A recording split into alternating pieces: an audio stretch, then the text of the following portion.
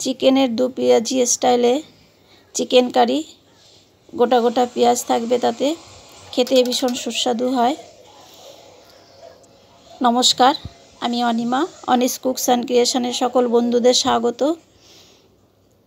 প্রথমে আমি চিকেনটা ভালো করে ভিনিগারে ধুয়ে টক দই আর গোলমরিচের গুঁড়ো দিয়ে ম্যারিনেট করে নেব। তারপর আদা, পেঁয়াজ, রসুন এভাবে কেটে নেব। তাতে আমি লঙ্কা দিয়েছি, কাঁচা পাকা দুটোই দিয়েছি, টমেটো কেটে নিয়েছি, ক্যাপসিকাম আর গোটা পেঁয়াজ কেটে নিয়েছি। এভাবে এখানে ছোট ছোট পেঁয়াজ দেব। এগুলোতে ছোট পেঁয়াজগুলোই বেশি ভালো লাগে।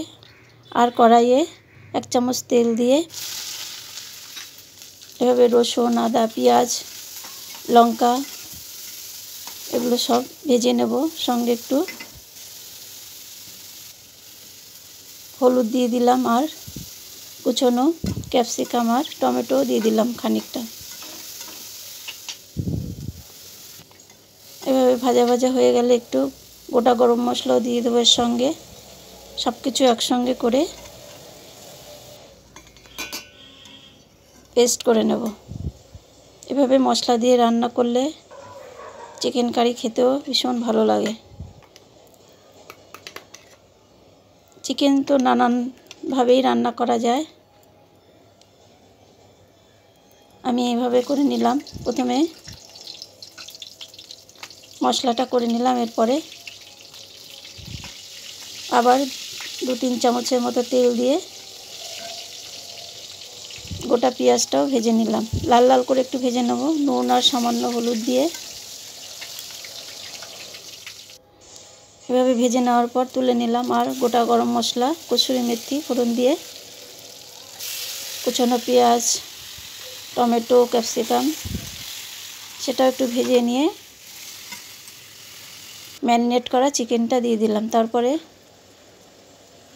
জিরে, ধনিয়া, লাল লঙ্কার গুঁড়ো, হলুদ দিয়ে দিলাম এভাবে। আর স্বাদ মতো নুন দিয়ে ভালো করে কষিয়ে নেব। এটা মাংস যত কষানো হবে মাংসের স্বাদ তত বেড়ে যায়। এভাবে কষিয়ে নিয়ে এবার মশলাটা দিয়ে দেবো। যে মশলাটা পেস্ট করে নিলাম খানিকটা রেখে দিয়ে বাদবাকি মশলাটা দিয়ে দেবো।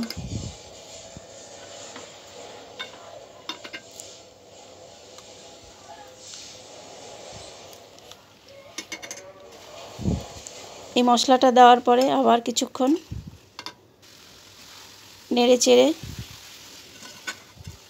যখন তেলটা ছেড়ে আসবে কড়াইয়ে তখনই বোঝা যাবে মাংসটা কষানো হয়ে গেছে। এভাবে তেল ছেড়ে এলেই বোঝা যায় যে মাংসটা ভালো কষে গেছে। তারপর মশলা দেওয়া বাটির জলটা দিয়ে আবার একটু নেড়ে ছেড়ে গোটা পেঁয়াজগুলো দিয়ে দেবো। তারপর গরম জল দিয়ে দিলাম ঝোলের জন্য। যে যেমন ঝোল পছন্দ করেন। এটা একটু ঘনই হয় ঝোলটা, যেহেতু কারি, চিকেন কারি।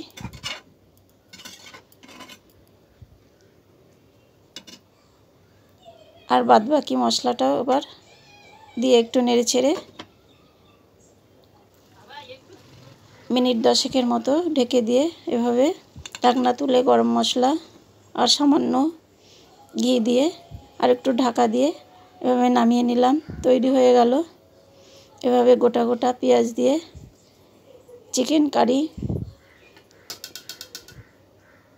সবাই ভালো থাকুন, সুস্থ থাকুন। ভিডিওটা দেখার জন্য অনেক ধন্যবাদ।